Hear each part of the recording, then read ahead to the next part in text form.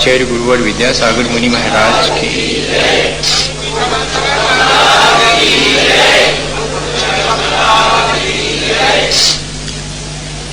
हम सभी लोग भगवान की भक्ति से अपने जीवन को अच्छा बनाने की प्रक्रिया पर विचार कर रहे हैं। भक्ति किस तरह से की जाए कि हमारा चित्त निर्मल हो, हमारी चेतना परिष्कृत हो और हमारा जीवन अच्छा बने। इसके लिए हम वादिराज महाराज के एक ही भाव स्तोत्र का आलंबन ले रहे हैं, क्योंकि वादिराज महाराज ने जितनी श्रद्धा और आत्मविश्वास के साथ भक्ति की है, वैसा कोई विरला ही भक्ति करता है। हमें भी भक्ति के समय अत्यंत श्रद्धा और आत्मविश्वास रखना चाहिए। मन शांत भयो मिट सकल द्वंद, चाख्यो स्वातम रस दुख निकंद, तुम दर्शन पाए भयो खुशहाल। भगवान की भक्ति से पहले हम भगवान के स्वरूप का दर्शन करते हैं और हमारे मन में क्या भाव उत्पन्न होना चाहिए कि आपके दर्शन करने से मेरा मन अत्यंत प्रसन्न हो गया। मन की प्रसन्नता के मायने हैं मन का स्वच्छ हो जाना। मन का स्वच्छ होना यानी उसमें से विषय कषायों का निष्कासित हो जाना। मन हमारा भगवान के दर्शन से तभी खुश होता है जब हमारी कषायें मंद होती हैं, जब हमारी कषायों के मंद होने से हमारी विशुद्धि बढ़ती है, तब हमारा मन अत्यंत प्रसन्न हो जाता है। भगवान के दर्शन की सबसे बड़ी उपलब्धि यही है। और उसके बाद जैसे जैसे हम भगवान के स्वरूप का चिंतन करते हैं, उनके गुणों का स्मरण और कीर्तन करते हैं, तब हमारा मन शांत भी होता चला जाता है। जैसे जैसे दर्शन से हमें प्रसन्नता हुई, मन में शांति भी आती है। कौन हमारे मन को अशांत करता है? हमारी विषय कषायों की आकांक्षा। और दर्शन करने से अगर विषय कषायों में मंदता आ गई तो अपने आप चित्त शांत होने लगेगा। मिट सकल द्वंद, मन में कषायों के चलते ही द्वंद था, राग द्वेष का द्वंद था, वो भी शांत हो गया। भक्ति के लिए इतनी भूमिका तो आवश्यक ही है। भगवान के स्वरूप का दर्शन, उससे हमारे चित्त की प्रसन्नता और चित्त का शांत हो जाना। चाख्यो स्वातम रस दुख निकंद, जैसे जैसे चित्त शांत हुआ, मन के विकल्प मिटे, तब जाकर के हमारे अंतरंग में भी वैसे ही गुण हैं जैसे कि भगवान के अंदर गुणों का प्रगटीकरण हुआ है, वही वैसे ही हमारे अंदर भी सामर्थ्य है। उसकी तरफ ध्यान जाते ही चाख्यो स्वातम रस दुख निकंद, समस्त दुखों को, दुखों के समूह को नष्ट करने वाला वह जो आत्मा का रस है, वो तब आना शुरू होता है। भक्ति हमें इतनी गहराई तक और इतनी ऊंचाई तक ले जाने वाली चीज है। भक्ति बहुत शतही नहीं है। वर्तमान में जो हम भक्ति करते हैं वह बहुत शतही है। हमारे शरीर को और हमारी वाणी को थोड़ा सा स्पंदित करती है, लेकिन हमारी चेतना या हमारे मन को वो भक्ति स्पंदित नहीं करती। जबकि भक्ति वास्तव में तब शुरू होती है जब हमारा चित्त प्रसन्न हो जाए। मन अत्यंत प्रसन्न हो गया है शांत भी हो गया है, उसके द्वंद्व मिट गए हैं और जैसे कि समस्त दुख ही नष्ट हो गए हैं और आत्मा का जो आनंद है वो आना शुरू हो गया है। ये भक्ति की भूमिका है। भक्ति की शुरुआत यहां से होती है, लेकिन इसके लिए चाहिए बहुत समर्पण का भाव। वो अपन लोगों के अंदर आ नहीं पाता। अपन चर्चा तो करते हैं, मैं भी रोज आपसे आखिरी में यही कहता हूं कि हमारा समर्पण का भाव, ये समर्पण ऐसे नहीं आता, कहीं से इसे हम अभ्यास करके नहीं पा सकते हैं। ये तो सहज रूप से आता है। वो सहजता भी कैसे आएगी? जैसे जैसे हम भगवान के स्वरूप का दर्शन करेंगे तब आएगी। तब उससे हमारे अंदर के जब द्वंद्व मिटेंगे और हमें अपने आत्मा की तरफ रुचि उत्पन्न होगी, तब जाकर के ये समर्पण की स्थिति अपने आप निर्मित होती है। अच्छा ये बताओ, मां के प्रति बेटे का प्रेम बहुत क्यों होता है? कभी विचार किया? बहुत रेयर केसेस होंगे जिसमें कि पिता के प्रति या कि अन्य दादा दादी और के प्रति बेटे के मन में प्रेम, और वो भी सहज।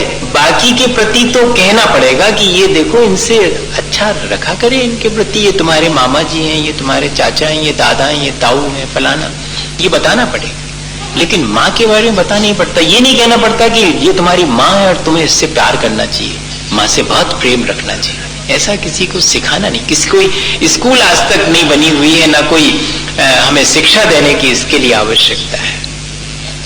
जैसे कि ये हमारे भीतर बहुत सहज होता। क्यों? क्योंकि उपकारी है वो। हम तो बचपन में कुछ भी नहीं जानते थे। हम तो हो सकता है कि अपने ही मल में अपनी पूरी देह को लिप्त कर लेते। हम तो अज्ञानी थे। वो जैसे कि देह को अपने ही मल से लिप्त करने वाले बालक को भी उठाकर निर्मल बनाती है, ऐसे ही हमने अपनी ही विषय कषायों से अपने चित्त को मलिन कर दिया है। उसके लिए अगर कोई उपकारी है, धुलाने वाला है, तो मातेव वालस्यतानुशास्ता, माँ के समान बालक का हित चाहने वाले तो अनंत भगवान ही है, अत्यंत परोपकारी है। ये भाव मन के भीतर उत्पन्न होता है, तब सहज ही हमारे मन में समर्पण का भाव और श्रद्धा का भाव आता है कि इस संसार में मेरा इनके अलावा कोई उपकारी नहीं है। और एक बार अगर ये भाव हमारे अंदर आ गया तो हम उनकी सेवा कहें या भक्ति कहें, जो भी कहना चाहें, समर्पण कहें, वो सब हमारे भीतर आना शुरू हो जाता है। एक राजा के जन्मदिन पर राजा के मित्र ने और राजा साहब को एक सेवक भेंट स्वरूप दिया। पहले जो है दासी दास भेंट स्वरूप दिए जाते थे और बाजार से खरीदे भी जाते थे, बेचे भी जाते थे, चीजों की तरह। तो राजा को जब वो सेवक भेंट स्वरूप दिया गया, अब चूंकि मित्र ने दिया है तो राजा को थोड़ा सा लगा कि ये मित्र का दिया हुआ सेवक है, इससे तो मुझे और इसके मन की भी पूछ लेना चाहिए कि क्या चाहोगे, कैसा चाहोगे। तब राजा को तो नाम भी नहीं मालूम था सेवक का। तो राजा ने उस सेवक से पूछा कि भाई तुम्हारा नाम क्या है? तो सेवक ने बोला कि हुजूर, जिस नाम से आप चाहो उस नाम से पुकार लो, मेरा अपना कोई अलग से नाम तो है नहीं। राजा को बहुत आश्चर्य हुआ। राजा ने कहा चलो ठीक है, बहुत विनम्र है सेवक। अच्छा ये तो बताओ कि तुम क्या चाहोगे सेवा के बदले में? तो उसने कहा कि जो आप दे देंगे। तो तुम्हारी अपनी कोई भी इच्छा नहीं है? सेवक ने जवाब दिया कि सेवक की क्या इच्छा हो सकती है? सेवक तो इसलिए सेवक है कि वो मालिक की इच्छा के अनुसार चलता है। क्या ऐसा भाव हमारे भीतर आता है क्या? हमारी अपनी कितनी इच्छाएं लेकर के हम भगवान के सामने जाते हैं, और एक सामान्य सा सेवक ये कह रहा है कि जैसी आपकी इच्छा, जैसा आप चाहेंगे वैसा मैं आपके प्रति समर्पित हूं, वैसा मैं आपकी सेवा करूंगा। ये उदाहरण पढ़ करके मुझे लगा कि अपन की सेवा और अपन की भक्ति में और अपनी श्रद्धा में कहाँ कमी रह जाती है। अपने अंदर जो मन में इच्छाएं हैं वो हमारी शांत नहीं हो पाती, इसलिए हम समर्पित नहीं हो पाते। और मन में इच्छाएं हमारे हमेशा बनी रहती हैं। अगर हम अपने उपकारी व्यक्ति को वाकई में उपकारी माने तो उससे इच्छा करने की भी क्या आवश्यकता है। ऐसा विचार मन के भीतर आए, जैसे कि वृक्ष के नीचे पहुंचने पर इच्छा नहीं करनी पड़ती, याचना नहीं करनी पड़ती कि हे वृक्ष मुझे छाया दो, हे वृक्ष मुझे फल दो। आप बैठो तो आकर के नीचे छाया अपने आप मिलेगी। आप थोड़ी देर बैठो, एक ना एक फल पक करके नीचे टपक जाए। ये हमारे मन में ऐसा उपकार का भाव अगर आता है तो ही हमारी भक्ति सार्थक है। लोकसैकस त्वमसि भगवन् निर्निमित्तेन बंधु त्वय्ये वासौ सकल विषया शक्तिरप्रत्यनीका भक्ति स्फीताम चिरमदिवसन मामिकाम चित्तसय्याम मय्युत्पन्नम कथमिव ततः क्लेशयूथम सहेत जन्माढ्याम कथमपि मया देव दीर्घम भ्रमत्वा प्राप्तैवेयं तौ नय कथा स्फार पीयूषवापि तस्यामत्ते हिमकरहिम व्यूह शीते नितांतम निर्मग्नम माम न जाति कथम दुख दापोपताप। भक्ति वादिराज महाराज करते हुए कह रहे हैं कि लोकसैकस त्वमसि भगवन् निर्निमित्तेन बंधु। हमारे भीतर ये भाव आ ही नहीं पाता है भगवान। वैसे तो हमने सुना है कि आप सबके समान रूप से बिना स्वार्थ के हित चाहने वाले बंधु हैं। आप एकमात्र अनंत भगवान हैं जो प्राणी मात्र के कल्याण की भावना से अनंत पद को प्राप्त करते, तीर्थंकर पद को प्राप्त करते हैं। सबके कल्याण की भावना उनके अंदर है, यानी सबके कल्याण में वो निमित्त है। वे सबके बंधु हैं, इतना जरूर है। वे किसी का अपनी तरफ से कल्याण नहीं करते। कोई उन्हें अपने कल्याण में निमित्त बना ले तो बना ले। जो उन्हें अपने कल्याण में निमित्त बनाना चाहे वे उस किसी को इनकार नहीं कर सकते कि आप हमारे लिए अपने कल्याण में निमित्त नहीं बना सकते। यही उनका तीनों लोगों के बंधु होने का लक्षण है। जो उनकी शरण में आता है और जो उनके प्रति अपनी श्रद्धा व्यक्त करता है वो अपने चित्त को निर्मल करके अपना कल्याण कर सकता है। वो किसी को मना नहीं कर सकते कि आप मेरे निमित्त से अपना कल्याण मत करो। लेकिन वे किसी को बाई फोर्स ये भी नहीं कहते कि तुम अपना कल्याण कर लो, तुम्हें अपना कल्याण कर ही लेना चाहिए। नहीं, तुम करना चाहो तो कर लो, मुझे निमित्त बनाना चाहो तो बना लो। ऐसे निस्वार्थ बंधु हैं। पहली विशेषता यह है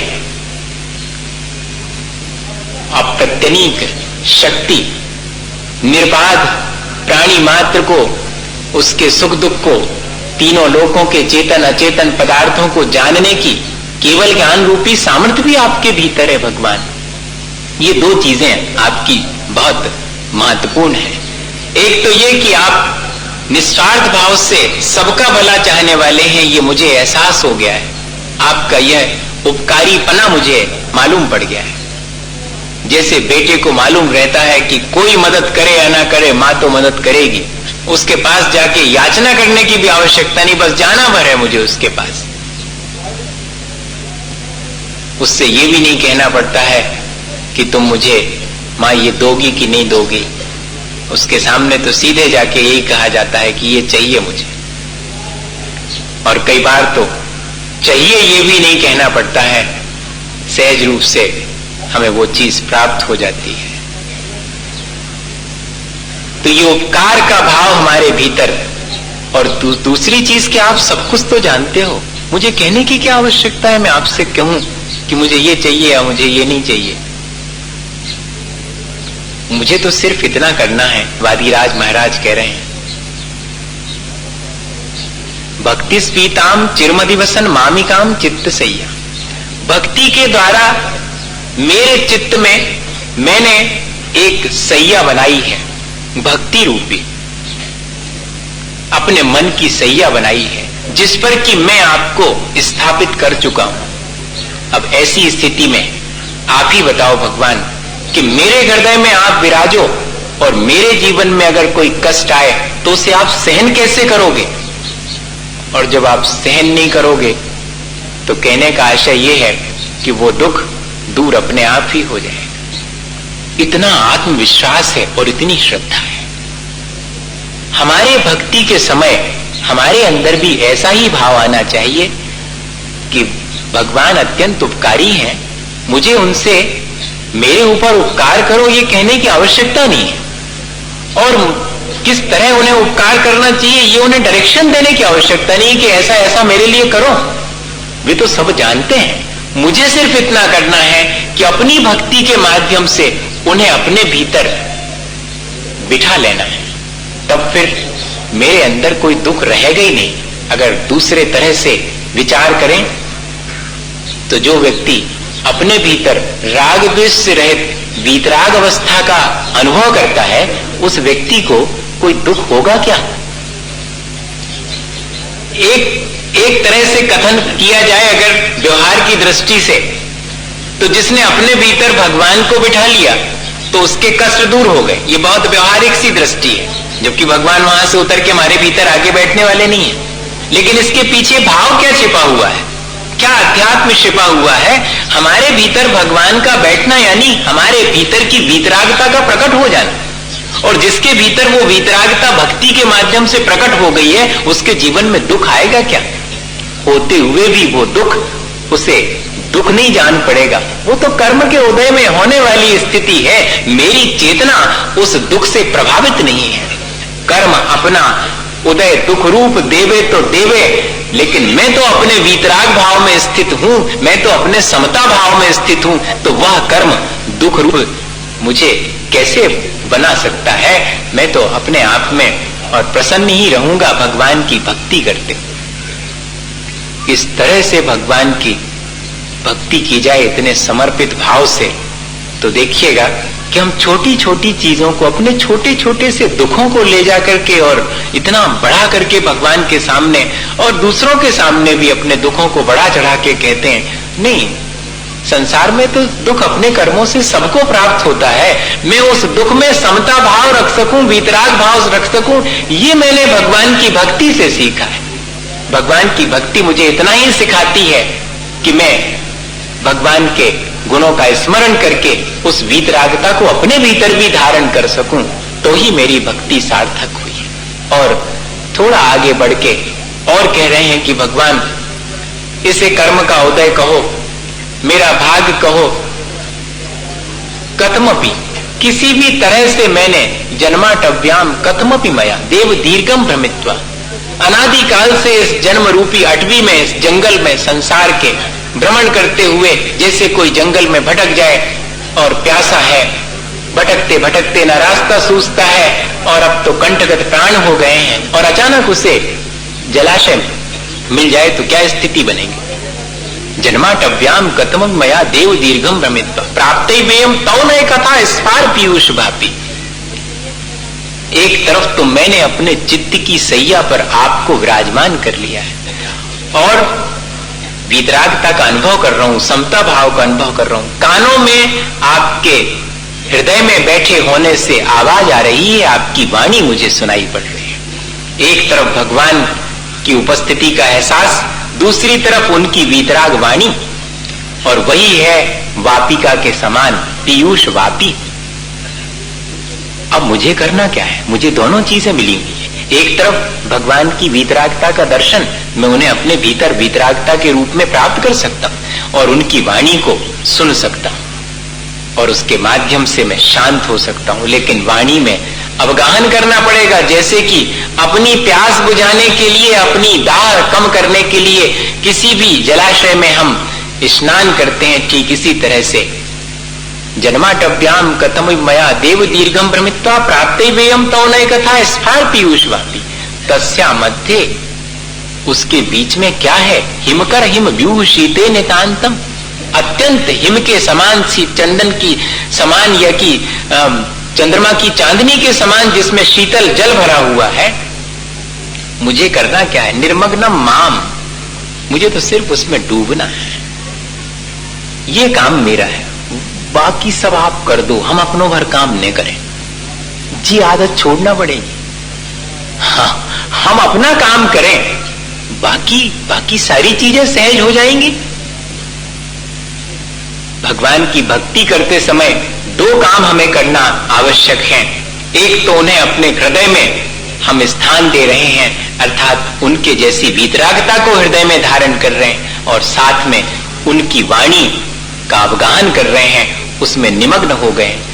दुख कितना भी आवे, ज्ञान अगर हमारे भीतर है तो उस ज्ञान के द्वारा हम उस दुख को आसानी से जीत सकते हैं। इसलिए दोनों चीजों का समन्वय देखिएगा दो पदों में। एक तरफ भगवान की वीतराग मुद्रा का दर्शन और उनके वीतरागता का भाव हमारे भीतर, और दूसरी तरफ वाणी कानों में पड़ रही है, उसमें हम निमग्न हैं, डूबे हुए हैं। जैसे कि किसी को बहुत पीड़ा हो और उसके मन की कोई बात कोई उससे करने लगे तो क्या होता है, पीड़ा भूल जाती। बताइए, नहीं भूलती है। अपन कहते हैं कि भैया थोड़े बहला लो, हैं, रोन लगो है लड़का, बहला लो। अच्छा बहला लो, कचू में लगा लो, कैसे? ये क्या चीज है? ऐसा ही हम अपने दुख से बहल जाते हैं। दुख तो अपने कर्मों के उदय में सबके है, कमती बढ़ती, लेकिन उस दुख के बीच भी और वीतराग भगवान की वाणी का रसास्वादन करते समय वो हमारा दुख हमें दुख नहीं जान पड़ता।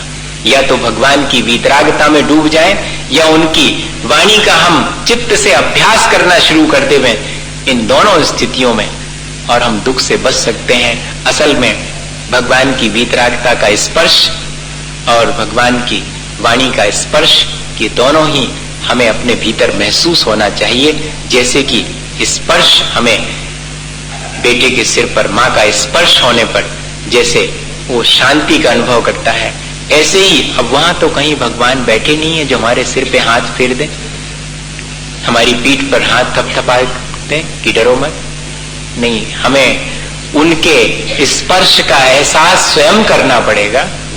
और अगर वो स्पर्श का एहसास हमारे भक्ति के दौरान हमें होता है तो फिर वो हमारी भक्ति हमारे मन को निर्द्वंद, शांत और दुख से मुक्त कर देती है और हमें आत्मा का आनंद आना शुरू हो जाता है। कई ऐसी घटनाएं हैं जिनको अगर अपन देखें, मैं हीरापुर में 1980 में द्रोणागिरि आचार्य महाराज के साथ में हीरापुर से बिहार करने का समय आया। उस समय क्षुल्लक अवस्था में था, बना ही बना था, मुश्किल से 2-2.5 महीने हुए थे। आचार्य महाराज बहुत चिंता रखते थे कि चल पाएगा कि नहीं चल पाएगा, कैसे क्या होगा। पूछ लेते थे बिहार से पहले, क्यों क्षुल्लक जी ठीक है? तो मुझे क्या कहना है, हाथ जोड़ना रहते थे, हाथ जोड़ लेता था। क्या ठीक तो चले क्या? अरे मैं कौन होता हूँ, आप मेरे से पूछ रहे हैं? मुझे ये लगता था, मैं बोलता नहीं था, अभी भी नहीं बोलता हूँ। जब आप कभी मुझे आचार्य के पास देखेंगे तो इतना बोलने वाला आदमी वहां चुप्पा हो जाएगा जितना यहाँ बोलता देखता है सुबह से शाम तक। उनके सामने क्या बोलना। तो ऐसा मेरे से पूछ करके और आचार्य बिहार करने के लिए और निकल गए। वो सोच रहे थे कि ये आ ही रहा है पीछे पीछे मेरे, और मैं दर्शन कर रहा हूं। उतने बीच में मुझे बहुत तेजी से और पीड़ा हो गई पेट में। मैं थोड़ा सा रुक गया, क्या आचार्य को तो बोल दिया मैंने। और आधा किलोमीटर आगे निकलकर उतनी दूर उन्होंने देखा, क्यों क्षुल्लक जी कहाँ है? तो मैंने किसी को बोल दिया था कि बोल देना आचार्य को कि वो आगे बढ़े, मैं बस सब भी आता हूं, थोड़ा सा तकलीफ होने से 5 मिनट रेस्ट करके आता हूं। आप आश्चर्य करेंगे कि उतने दूर जाने के बाद मैंने कभी पीछे लौटते नहीं देखा आचार्य महाराज को आज तक उसके बाद। लेकिन वापिस लौट करके आए, मैं मंदिर में ही हूं, मैं दंग हूं। क्या हुआ? मैंने कहा थोड़ा पेट में दर्द हो गया था। आपको तो मैंने ये कहा था कि आप आगे निकल जाते, मैं तो आ ही रहा था। अच्छा लाओ लाओ, कहां दर्द हो रहा है?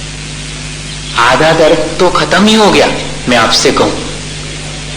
आधा दर्द तो जाता रहा और अब बाकी जो रहा सहा था वो दूसरे के हाथ से अपने हाथ में तेल लेकर के और स्पर्श मात्र किया है। मैं आज भी वो क्षण याद करता हूं कि वो दर्द कहां चला गया, कौन सी वो औषधि थी और कोई औषधि नहीं है, वो हमारे भीतर जो वीतरागता का स्पर्श है वो औषधि है। ठीक है, हमें हर समय तो ऐसा स्पर्श नहीं मिलेगा, लेकिन क्या हम अपनी श्रद्धा से, अपने आत्मविश्वास से उस स्पर्श की अनुभूति हर समय नहीं कर सकते? कम से कम अपने विपत्ति और दुख के समय तो कर सकते हैं। कम से कम जिस समय मेरा मन विकारों की तरफ जा रहा है, मेरा मन संसार के विषय कषाय की तरफ जा रहा है, तब उस स्पर्श का एहसास करें। तो वो स्पर्श हमें निर्द्वंद करने में, हमारे मन को निर्मल करने में और शांत करने में कैसे कारण नहीं बनेगा? वादिराज महाराज यही कह रहे हैं कि आज मेरे अंदर कोई दुख का कारण बना है, मेरे असाता के उदय में कुष्ठ रोग की व्याधि हुई। मैंने कभी भी आपसे याचना नहीं की कि मेरा ये रोग ठीक हो जावे। मैं तो सिर्फ आपकी वीतरागता को अपने हृदय में धारण करता हूं और आपकी वीतराग वाणी मेरे अभ्यास में है, इसलिए मैं अपने दुख से निवृत्त होने के लिए आपसे याचना नहीं कर रहा। मैं तो सिर्फ इतना ही कह रहा हूं कि मैं उस आपकी वीतराग वाणी का रसास्वादन करता रहूं, आपकी वीतरागता का एहसास मुझे होता रहे, तो ये सारे संसार के दुख फिर मुझे दुख नहीं मालूम पड़ेंगे। भक्ति इस तरह से अगर हमारे जीवन में आ जावे तो इस भक्ति के माध्यम से भी हम अपने राग द्वेष भावों को कम करके अपने जीवन को निर्मल बना सकते हैं। इसी भावना के साथ बोले आचार्य गुरुवर विष्णु